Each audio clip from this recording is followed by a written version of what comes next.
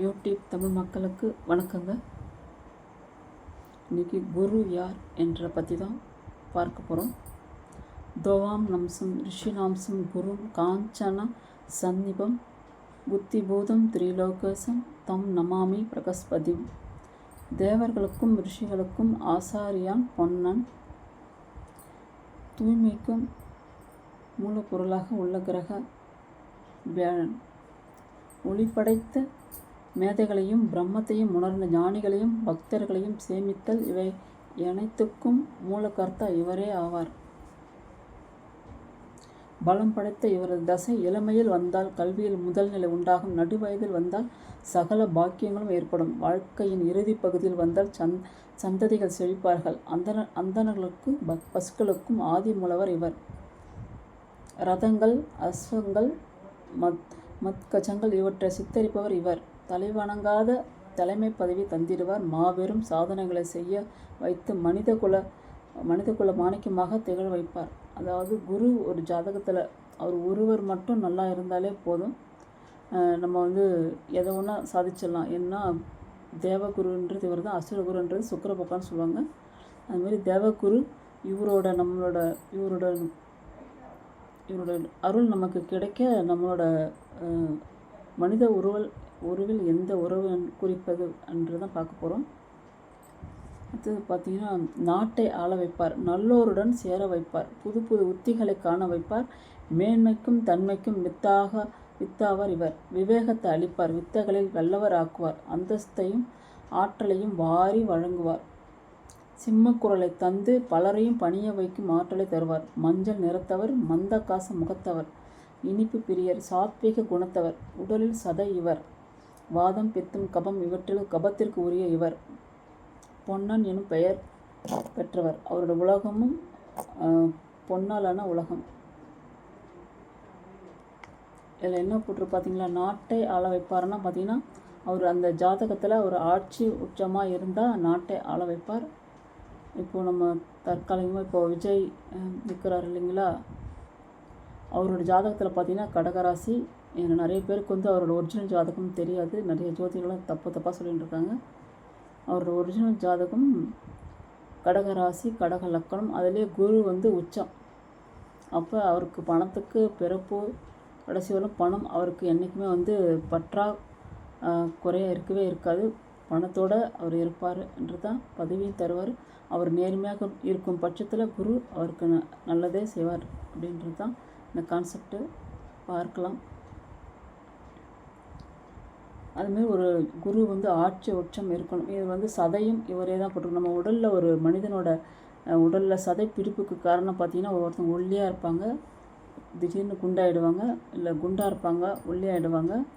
இதெல்லாம் என்னென்னு பார்த்தீங்கன்னா, அந்த தசாபுத்தி இருக்குது இல்லைங்களா, ஒவ்வொருத்தவங்களுக்கும் தசாபுத்தி டைமில் யாருக்கெல்லாம் மகரத்தில் வரும்போது நீசமாகிடுவார், கடகத்தில் போகும்போது உச்சமாக போயிடுவார், மீனத்துலேயும் தனுசுலையும் வரும்போது ஆட்சியாக இருப்பார். இப்போ இந்த பாவம் உங்களுக்கு எத்தனை 6 8 எங்கே வருதுன்னு நீங்கள் பார்க்கணும். அந்த இடத்துல நம்ம மகரத்தில் வரும்போது மற்ற ராசிக்காரங்களுக்கு 6 8 இருந்துச்சுன்னா கண்டிப்பாக சதை பிடிச்சிருந்தா இழைச்சிருவாங்க. இதுவே கடகத்துக்கு வரும்போது சதை அவங்களுக்கு பிடிக்கும், அந்த ஒல்லியாக இருக்கும்போது சதை பிடிக்கும்.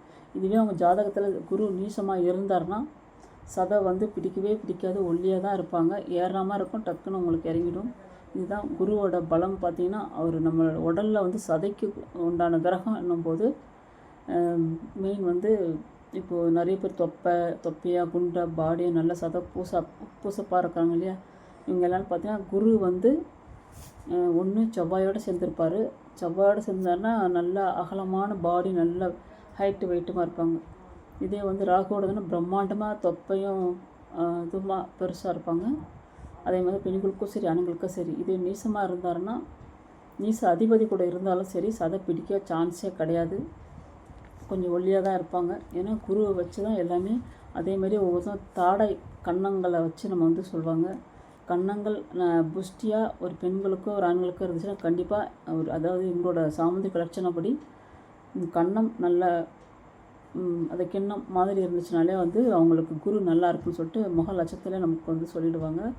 அதுமாரி கன்னத்தை வச்சே ஒரு பொண்ணோட இந்த பொண்ணுக்கு ஜாதகம் நல்ல ஜாதகம், ஒரு பொண்ணுக்கு கன்னம் ஒட்டி போகாமல் கிண்ணம் மாதிரி இருந்துச்சுனாலே இது வந்து இந்த பொண்ணு நல்ல பொண்ணு, நல்ல ஒரு இந்த பொண்ணு அதை குருவோட அருள் பெற்ற பொண்ணு நீங்கள் ஈஸியாக நீங்கள் கண்டுபிடிச்சிக்கலாம். அதேமாதிரி ஆண்களும் சரி, கன்னம் அழகாக உருண்டு திரண்டு இருந்துச்சுன்னா இவங்களுக்கு குரு அம்சம் இருக்குதுன்னு சொல்லிட்டு அந்த ஆண்களால் நமக்கு பயனே அப்படி சொல்லிட்டு நம்ம சொல்லிக்கலாம். ஏன்னா அது உண்மையும் கூட. ஏன்னா ஒருத்தவங்களோட கன்னம் தான் குரு ஈஸியாக சொல்லும். அதேமாதிரி இந்த குரு பகவான் பார்த்திங்கன்னா நம்ம வந்து யாராருக்கெல்லாம் வந்து பணத்தை கடனாவோ இல்லை யார்கிட்டயாச்சும் பணம் வரவோ எதிர்பார்க்குறாங்களோ அல்லது வந்து பொன் நகை வாங்கணும் அப்படின்ற யார் நினைக்கிறவங்க எல்லாருமே பார்த்திங்கன்னா எல்லா திசையிலையும் வந்து அந்த குரு ஆட்சி உச்சம் இருக்கிறவங்க எனி டைம் எப்போ வேணாலும் வாங்கிக்கலாம், எப்போ வேணாலும் அவங்களுக்கு அந்த அருள் கிடைக்கும். அதே மற்ற நபர்களுக்கு வந்து ஆட்சி உச்சம் குரு இல்லாதவங்களுக்கு பார்த்திங்கன்னா இந்த கோச்சார ரீதியாக அவங்க லக்னத்தை வந்து குரு பார்க்கணும். குரு வந்து கோச்சாரம்னா இன்றைக்கு எந்த நிலவரத்தில் குரு இருக்கார், எந்த பாவத்தில் இருக்கார், அவர் அங்கேருந்து நம்மளோட லக்னத்தை பார்க்குறாரு பாருங்கள். அந்த லக்னத்தில் பார்க்குற டைமில் அவரோட பார்வை சிறப்பு பார்வை 5, 9, 5, 9, 7ஆம் பார்வை. சிறப்பு பார்வை வந்து 5, 9 தான். 3ஆம் பார்வை இருக்குது, ஆனால் கொஞ்சம் பவர் கம்மியான பார்வை. ஆனால் 5, 9 சிறப்பு பார்வை. அவர் அந்த பார்வை நம்ம லக்னத்தை பார்க்கும்போது எந்த லக்னம் வந்தாலும் சரி பார்க்கும்போது பார்த்திங்கன்னா நீங்கள் வந்து எங்கே பணம் கேட்டாலும் உடனே கிடைக்கும். நீங்கள் தங்க நகை வாங்கணும்னு நினச்சிங்களா கண்டிப்பாக வாங்கலாம். அதால் கோச்சாரத்தில் குரு பகவான் எப்போ உங்களை பார்க்குறாரு பாருங்கள். அப்போ நீங்கள் ட்ரை பண்ணிங்கன்னா நீங்கள் நினச்ச தங்கமும் வாங்கலாம். நீங்கள் வந்து நினச்ச யார்கிட்டச்சும் கடனாக கேட்டாலும் சரி, உங்களுக்கு வர வேண்டிய பணமாக இருந்தாலும் சரி, அந்த டைமில் நீங்கள் ஃபாலோ பண்ணும்போது கண்டிப்பாக உங்களுக்கு வந்து கிடைக்கும். இது நிதர்சனமான உண்மை. அதேமாரி பகலில் பலம் மிகுந்த இவர் தனது பார்வையால் இதர கிரகங்களுக்கும் பலத்தை தருபவர். சந்திரன், அங்காரகன், சூரியன் மூவர் நண்பர்கள், புதன், சுக்கிரன் பகைவர்கள். புனர்பூசம், விசாகம், புரட்டாதி என்ற 3 நட்சத்திரங்களுக்கும் நாயகன் இவர். ஜாதகத்தில் ஏனைய கிரகங்கள் நிலை சற்று ஏறத்தாழ இருந்தாலும் கூட இவர் ஒருவர் மட்டுமே உயர்ந்திருந்தால் போதுமானது. நாம் உயர்வதற்கு பிரகஸ்பதி என்ற சொல்லின் பொருள் ஞான தலைவன் என்பது ஆகும். குருவோட இன்னொரு பெயர் வந்து பிரகஸ்பதி. தேவ குருவான இவர் சாந்தமான உருவுடையவர். சதுர பீடம் இவருடையது. பீதாம்பரம், வாசிகர் என்றெல்லாம் திருநாமங்களுடையவர். லோக பூச்சியர் என்றும் சிறப்பு பெயர்களும் கொண்டவர். இப்போ இந்த குரு இப்போ நம்மளோட உறவுகளில் எந்த பாவத்தில் வரான்னு பார்ப்போம். இப்போ குருன்னா ஆண்களுக்கு வந்து ஜாதகராகவே பார்க்கலாம், பெண்களுக்கு வந்து சுக்கிரனாகவே ஜாதகராக பார்க்கலாம். ஏன்னா ஒவ்வொரு கோணத்தில் நம்ம எடுக்கும்போது அது கரெக்டாக பர்ஃபெக்டாக வரும். அதேமாரி பார்த்திங்கன்னா ஒரு ஜாதகத்தில் பெரிய பெரிய ஜோதிடர்கள்லாம் பார்த்திங்கன்னா எடுத்தோடனே குரு எப்படி இருக்கார் நிலைமை பார்ப்பாங்க. பெண் ஜாதகத்தில் சுக்கிரன் எப்படி இருக்காங்கன்னு சொல்லிட்டு பார்ப்பாங்க.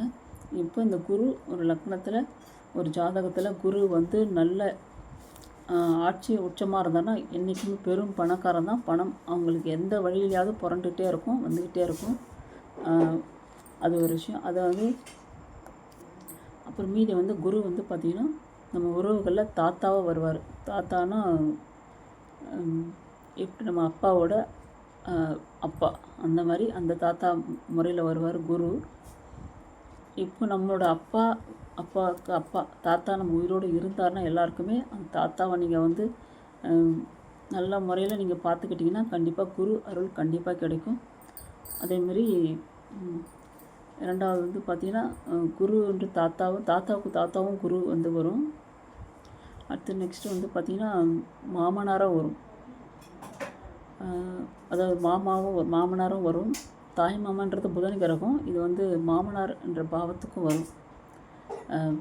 குரு பகவானு பார்ப்பாங்க. அந்த மாதிரி நம்மளோட காரகம் அதே மாதிரி மாமனார் வரும், தந்தை தாத்தாவாக வரும்.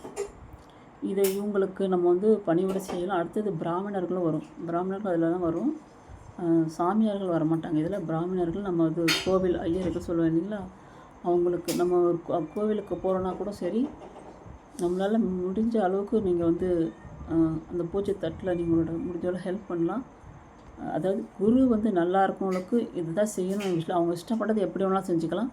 குரு நீசமாக இருக்கிற இல்லையா, அவங்கெல்லாம் வந்து குருனால பெரும் பணம், தங்க நகை, அடுத்து நம்ம கௌரவம், தலை நிமிர்ந்து நிற்கிற அழியாத ஒரு புகழ் பெற்ற, அதாவது அழிவு நிலை இல்லாத ஒரு புகழ் இடத்துல உட்கார வைக்கணும். அது குருவோட அருள் ஸ்ட்ராங்காக இருக்கணும். அப்போ குருவை வந்து நம்ம பிடிச்சிக்கிட்டாலே வந்து எல்லா விஷயத்தையும் நம்ம வந்து கம்பீரமாக நம்மளை உட்கார வைப்பார் இல்லையா. அப்போ இந்த குருவுக்கு உண்டான காரகம் நம்ம பிராமணர்களை வந்து எப்பயுமே துவம்சமாக ஒரு எதுவும் பேசக்கூடாது, அவங்கக்கிட்ட நம்ம சாப்பாக வாங்கக்கூடாது. குருன்னா இன்னொன்று நமக்கு ஆசிரியர்களாக இருக்கலாம். எந்த விஷயத்துலாச்சும் படிப்பில் சரி, ஜோதிடத்தில் சரி, ஏதாவது ஒரு வகையில் ஒரு ஆசிரியர் நமக்கு இருப்பாங்க இல்லையா. அவங்க அப்படி இருக்கும்போது அவங்களுக்கும் நம்ம வந்து மரியாதை கொடுக்கணும். குருக்களை வந்து நம்ம எப்பவுமே உதாசீனப்படுத்தி நம்ம எதனா பண்ணோம்னா அது நமக்கு குரு துரோகமாகும். அது வந்து குருவுக்கு பாதிக்கும். நமக்கு எழுத்து அறிவத்தவன் இறைவன் ஆவன், அது நம்மளோட பிரகஸ்பதி என்று நம்ம குருவுக்கு போய் சேரும். அதால் ஒரு பிள்ளைகளாக இருந்தால் கூட சரி, எல்லாருக்கும் வயசான வீட்டில் தாத்தா பாட்டி யாரும் இருந்தாலும் மரியாதையாக கொடுத்து அவங்களோட அருள் வந்து கிரகம் வாங்க சொல்லுங்கள். வாரம் ஒரு முறை, தினமும் ஒரு முறையாச்சும் காலில் விழுந்து அவங்க நாங்கள் சேவிக்கும்போது கண்டிப்பாக அந்த அருள் கண்டிப்பாக கிடைக்கும். ஏன்னா வயதில் பெரியவராக இருந்தாலும் நமக்கு தாத்தா என்பது நமக்கு குருவாக தான் வருவார். அதால் பிள்ளைங்களுக்கு சிறு வயசுலேருந்து பெரியவங்க சின்ன மரியாதை கொடுத்து பேச சொல்லுங்கள். மரியாதை குறைவாக ஒரு வயசானவங்கள அம்மா அப்பாவை, அவங்களோட தாத்தா பாட்டியை மரியாதை குறைவாக நீங்கள் நடத்திங்கன்னா அவங்களுக்கு குரு ஆட்சி உச்சமாக இருந்தாலும் யூஸ் இல்லாமல் போயிடுவார். ஏன்னா அவர் நம்மளை நம்ம வந்து யார் கண்கான்னு நினைப்போம். நவகிரகங்கள் எல்லாமே நம்ம கூடவே உறுப்புகளால் இருக்குது. நவகிரகங்கள்ல பார்த்திங்கன்னா இப்போ நிறைய பேருக்கு நோயிலே பார்த்திங்கன்னா சுகர், கட்டி இதெல்லாம் பார்த்திங்கன்னா அதுக்கு காரகர்த்தா பார்த்திங்கன்னா நம்மளோட குரு தான். ஏன்னா அவர் இனிப்பு பிரியர் வேறு. இதுக்கு அவருக்கு உண்டான நோய் வந்து பார்த்திங்கன்னா இந்த சுகரு, கட்டிகள் வரும், கொழுப்பு கட்டி. ஒருத்தவங்களுக்கு உடம்புல அதிகமான சதை பிடிக்கிறதுனால அது குருவை தான் காரணமாக இருக்கும். அதாவது எக்கு தப்பாக அவரோட வாழ்க்கையில், நம்மளோட வாழ்க்கையில் வந்து அவருக்கு எதனா நம்ம வந்து அதாவது பிராமணருக்கும் சரி, நம்ம தாத்தா பாட்டிக்கும் சரி, எதனா நம்ம பண்ணும்போது இவரோட மாற்றங்கள் இப்படி தான் காமிக்கும். அதாவது சதை அதிகமாக பிடிச்சி அவங்களுக்கு தொல்லை கொடுக்குற அளவுக்கு வைப்பார். அதுதாங்க இந்த குரு வந்து நம்ம போற்றுவோம். நமக்கு முடிந்த வரையில் நம்ம பிராமணர்களுக்கு நீங்கள் அதாவது குரு வந்து நீசம் அடைஞ்சாலும் சரி, அவர் பாவ கிரகத்தோடு சேர்ந்தாலும், ஏன்னா வந்து அவரோட பார்வை வந்து நல்லா இருக்கும். பாவ கிரகத்தோடு சேரும்போது நமக்கு சில பிரச்சனை நம்ம சந்திக்க தான் வேணும். அதுக்கு பரிகாரமாக தாங்க இந்த நம்ம தாத்தா பாட்டியை ஒழுங்காக பார்த்துக்கிறது. அடுத்தது வந்து ஒரு பிராமணர்களுக்கு நம்ம ஹெல்ப் பண்ண வேண்டியது. நம்ம படித்த எந்த ஆசிரியர்களாக இருந்தாலும் அது குருவுக்கு சமமாக இருக்கும். அந்த மாதிரி வந்து நீங்கள் வந்து உதவி செஞ்சிங்கன்னா ஓரளவுக்கு சரியாகும். அவரோட தானியம் கொண்டக்கடலை நீங்கள் வந்து தானம் கொடுக்கலாம். எப்படின்னா இப்போது குரு ஒவ்வொருத்தருக்கு 6ஆம் பாவம் 8ஆம் பாவத்தில் இப்போ இருப்பார். அப்படி இருந்தாலே பணம் வந்து வரா மாதிரி வரும், திரும்ப தடைப்பட்டுடும். ஏன்னா 6, 8 மறைவு ஸ்தானம் இல்லையா. உங்களோட லக்கணத்துக்கு 6, 8ஆம் இடம் மறைவு ஸ்தானம். அதில் குரு போக நாங்கள் இருக்கும்போது பணம் வரவு உங்களுக்கு தட்டுப்பாடாகும். அப்போது நீங்கள் என்ன பண்ணணும், அவருக்கு இந்த கொண்டக்கடலை தானம் வந்து நீங்கள் ஏழை மக்களுக்கு கொடுக்கலாம். முழுசாக 1 கிலோ 2 கிலோ கூட வாங்கி கொடுக்கலாம். அப்படி இல்லையா, கோவிலுக்கு போனீங்கன்னா நீங்கள் சுண்டலாக செஞ்சு நீங்கள் கொடுக்கலாம். அப்போ அங்கே தட்சிணாமூர்த்திக்கு நீங்கள் கொண்டக்கடலை மாலை போடலாம். இல்லை நவகிரக குருவுக்கு நீங்கள் வந்து கொண்டக்கடலை மாலை நீங்கள் போடலாம். இப்படி போட்டு வரும்போது தொடர்ச்சியாக நீங்கள் பண்ணி வரும்போது கண்டிப்பாக உங்களுக்கு வந்து மேன்மையாக அடையும். வாழ்க்கையில் உங்களுக்கு பணம் பற்றாக்குறை என்றுமே வரவே வராது. பார்த்திங்களா, இது அவர் நல்லவர்கள்.